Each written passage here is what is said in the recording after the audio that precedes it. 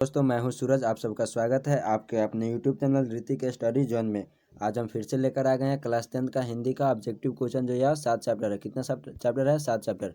इसके पहले एक से लेकर 6 तक आपको दूसरे वीडियो में करा दिया गया है। जो वीडियो में आपको लिंक मिल जाएगा, वहाँ से जाकर आप 1 से लेकर 6 तक का वीडियो देख सकते हैं। चलिए, तो यह 7 चैप्टर है।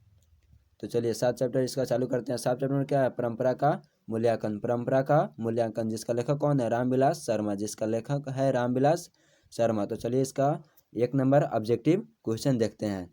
चलिए, तो लेखक रामविलास शर्मा के गांव का क्या नाम था? ऑप्शन ए में है ऊंच गांव सानी, ऑप्शन बी में है ऊंच गांव सानी, ऑप्शन सी में है ऊंच का गांव सैनी, ऑप्शन डी में है ऊंचा गांव सैनी। तो यह रामविलास शर्मा का गांव का नाम क्या था? तो ऊंच गांव सानी। ऑप्शन नंबर बी हो जाएगा। चलिए उसके बाद 2 नंबर क्वेश्चन है, भौतिकवाद का अर्थ भाग्यवाद नहीं है किस निबंध की पंक्ति है? ऑप्शन ए में नगरीय लिपि, बी में है परंपरा का मूल्यांकन, ऑप्शन सी में है श्रम विभाजन और जाति प्रथा, ऑप्शन डी में नाखून क्यों बढ़ते हैं। तो यह भौतिकवाद का अर्थ भाग्यवाद नहीं है। तो यह किसका है? तो यह ऑप्शन नंबर सी बी हो जाएगा, परंपरा का मूल्यांकन। तो चलिए उसका 3 नंबर क्वेश्चन है, रामविलास शर्मा का जन्म कब हुआ था? ऑप्शन ए में है 1910 ईस्वी में, ऑप्शन बी में 1911 ईस्वी में, ऑप्शन सी में 1912 ईस्वी में, ऑप्शन डी में 1914 ईस्वी में। तो यह रामविलास शर्मा का जन्म कब हुआ था? तो 1912 ईस्वी में हुआ था। ऑप्शन नंबर सी हो जाएगा। चलिए उसके बाद 4 नंबर क्वेश्चन है, परंपरा का मूल्यांकन है। तो यह परंपरा का मूल्यांकन है। ऑप्शन ए में निबंध, बी में है कहानी, ऑप्शन सी में है नाटक और ऑप्शन डी में है उपन्यास। तो यह परंपरा का मूल्यांकन क्या है? तो यह परंपरा का मूल्यांकन है कहानी, निबंध है। ऑप्शन नंबर ए हो जाएगा। परंपरा का मूल्यांकन क्या है? तो निबंध है। ऑप्शन नंबर ए हो जाएगा। चलिए उसके बाद 5 नंबर क्वेश्चन है, परंपरा का मूल्यांकन शीर्षक पाठ साहित्य की कौन विद्या है? तो यह क्या है? निबंध है। ऑप्शन नंबर बी हो जाएगा। चलिए उसके बाद 6 नंबर क्वेश्चन है, निबंध परंपरा का मूल्यांकन के लेखक कौन है? तो इसका लेखक कौन है परंपरा का मूल्यांकन का लेखक? तो ये इसका लेखक है Ramvilas Sharma. Option number B हो जाएगा। चलिए उसके बाद 7 नंबर क्वेश्चन है, रामविलास शर्मा का निधन कब हुआ था? ऑप्शन ए में है 30 मई 2000 ईस्वी, ऑप्शन बी में है 30 मई 2001 ईस्वी, ऑप्शन नंबर सी में है 30 मई 2002 ईस्वी, ऑप्शन नंबर डी में है 30 मई 2003 ईस्वी। तो यह रामविलास शर्मा का मृत्यु कब हुआ था? तो यह 30 मई 2000 ईस्वी को हुआ था। ऑप्शन नंबर ए हो जाएगा। चलिए उसके बाद 8 नंबर क्वेश्चन है, साहित्य की परंपरा का पूर्ण ज्ञान किस व्यवस्था में संभव है? ऑप्शन ए में है सामंतवादी व्यवस्था, ऑप्शन बी में है पूंजीवादी व्यवस्था, ऑप्शन सी में है समाजवादी व्यवस्था और ऑप्शन डी में उपयुक्त सभी। तो यह परंपरा का मूल्यांकन पूर्ण ज्ञान किस व्यवस्था में संभव है? तो यह समाजवादी। ऑप्शन नंबर क्या हो जाएगा? सी हो जाएगा। 8 का आंसर हो जाएगा सी, समाजवादी व्यवस्था। चलिए उसके बाद 9 नंबर क्वेश्चन है, साहित्य के निर्माण में प्रतिभाशाली मनुष्यों की भूमिका है। ऑप्शन ए में है नगण्य, बी में है निर्णायक, ऑप्शन सी में है नकारात्मक, ऑप्शन डी में इनमें से कोई नहीं। तो यह क्या हो जाएगा? तो यह निर्णायक है। ऑप्शन नंबर बी हो जाएगा। ऑप्शन नंबर बी हो जाएगा 9 का। तो चलिए उसके बाद 10 नंबर क्वेश्चन है, जातीय अस्मिता की दृष्टि से इतिहास का प्रवाह कैसा है? ऑप्शन ए में विच्छिन्न, ऑप्शन बी में अविच्छिन्न, ऑप्शन सी में विच्छिन्न और अविच्छिन्न दोनों, ऑप्शन डी में इनमें से कोई नहीं। तो यह जातीय अस्मिता की दृष्टि से इतिहास का प्रभाव कैसा रहा है? तो यह विच्छिन्न और अविच्छिन्न दोनों हो जाएगा। ऑप्शन नंबर सी हो जाएगा।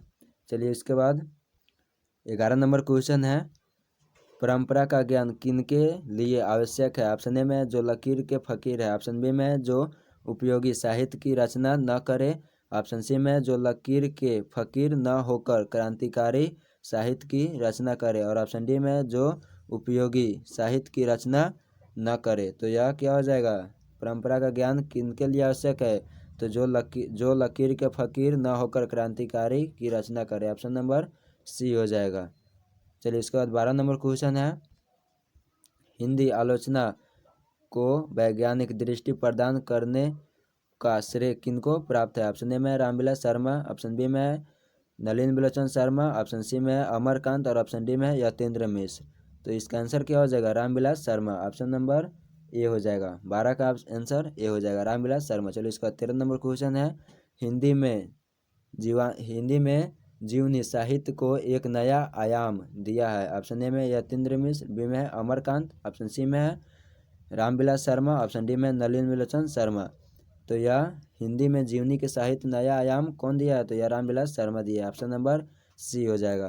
चलिए इसके बाद 14 नंबर क्वेश्चन है, साहित्य मनुष्य के संपूर्ण जीवन से संबंध है। आर्थिक जीवन के अलावा मनुष्य एक प्राणी के रूप में है, अपना जीवन बिताता है। साहित्य में उसकी बहुत सी आदिम भावनाएं प्रतिफलित होती है जो उसे प्राणी मात्र से जोड़ती है।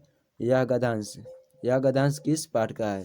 तो ऑप्शन नंबर ए में है अभिनयो, ऑप्शन बी में है मछली, ऑप्शन सी में है शिक्षा और संस्कृति, ऑप्शन डी में परंपरा का मूल्यांकन। तो यह किस गद्यांश का पाठ है? यह गद्यांश किस पाठ का है? तो यह परंपरा का मूल्यांकन, ऑप्शन नंबर डी हो जाएगा, परंपरा का मूल्यांकन।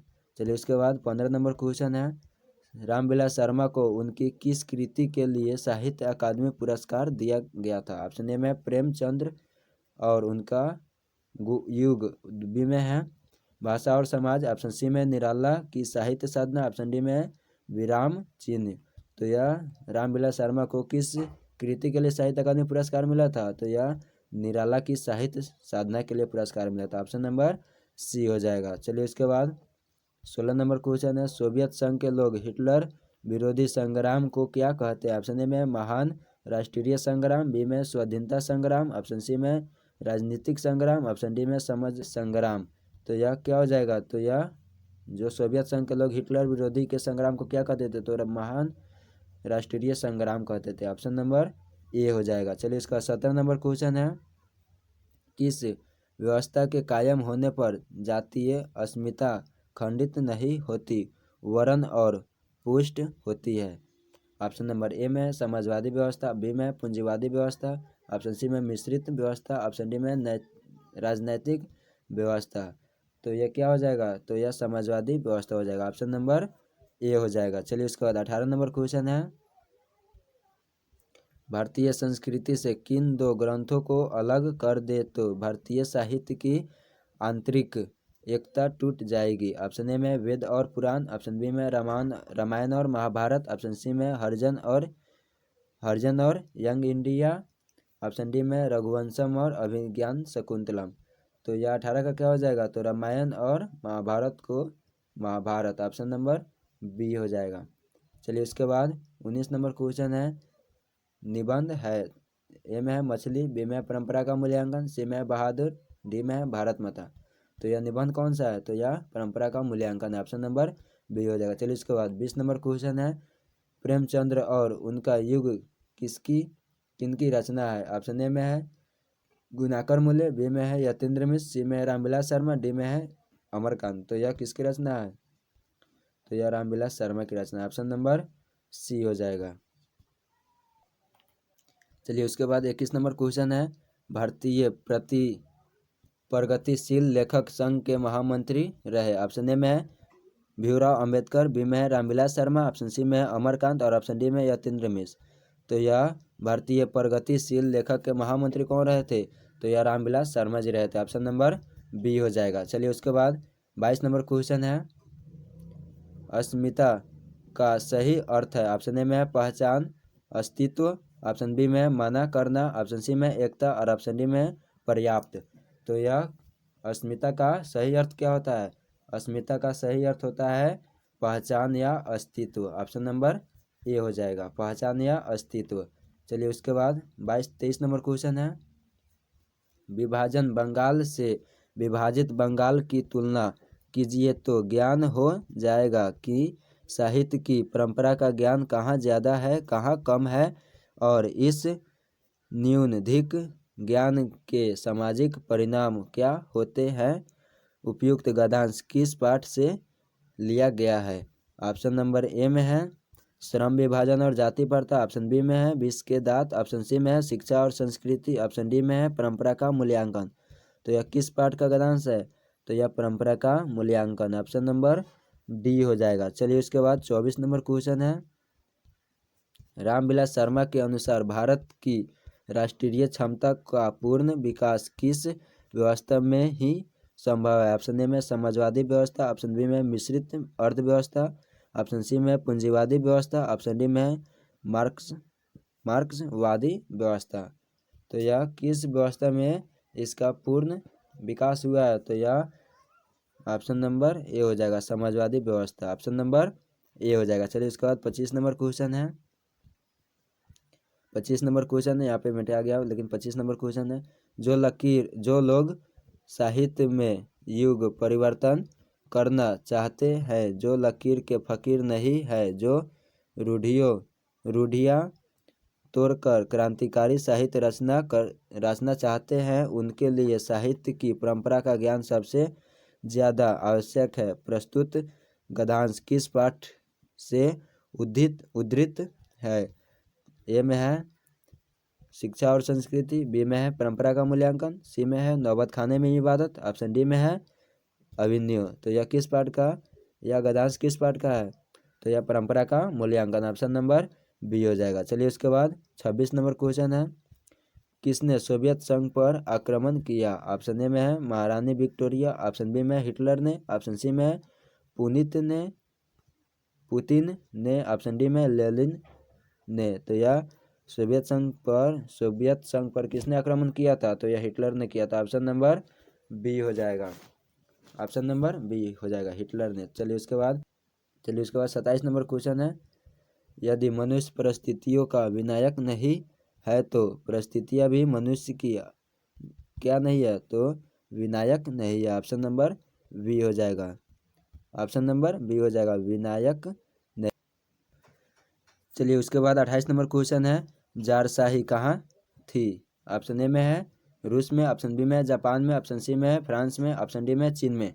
तो यह जारशाही कहाँ थी? तो यह रूस में थी। ऑप्शन नंबर ए हो जाएगा। चलिए उसके बाद 29 नंबर क्वेश्चन है। 29 नंबर यहाँ पे है। 29 नंबर है निराला की साहित्य साधना के रचनाकार है। ऑप्शन ए में है रघुवीर साय, ऑप्शन बी में है अज्ञेय, ऑप्शन सी में है जयसी, ऑप्शन डी में है रामविलास शर्मा।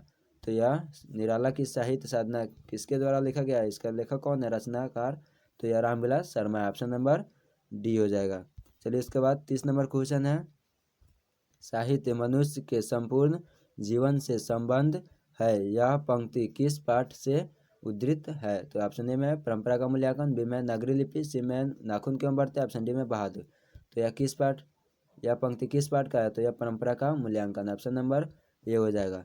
तो चलिए ये 7 नंबर क्वेश्चन, 7 नंबर चैप्टर में कितना क्वेश्चन हो गया? 30 क्वेश्चन। अगर 30 में 30 आप पूरा सही कर लेते हैं, तैयारी कर लेते हैं, तो आपको 7 चैप्टर से एक भी ऑब्जेक्टिव बाहर नहीं पूछा जाएगा।